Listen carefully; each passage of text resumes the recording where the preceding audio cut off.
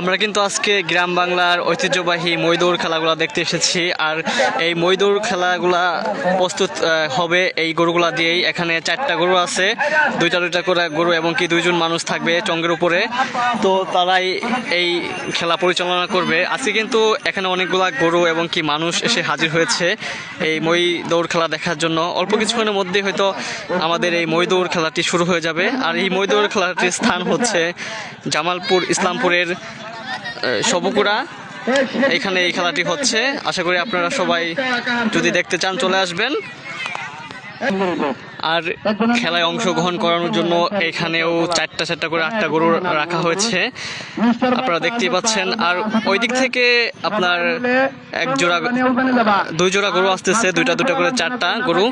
এবং কি আজকের এই খেলাগুলাই এখানে অনুষ্ঠিত হবে। এবং কি এই গরুগুলা দেখেন কিভাবে আসতেছে। এটাই হবে মই দৌড় খেলা বা গরু দৌড় খেলা। অল্প কিছুর মধ্যে শুরু হয়ে যাবে। তারা গরুগুলাকে এখন প্র্যাকটিস করাচ্ছে। আসলে খেলাটা অনেক টাফ।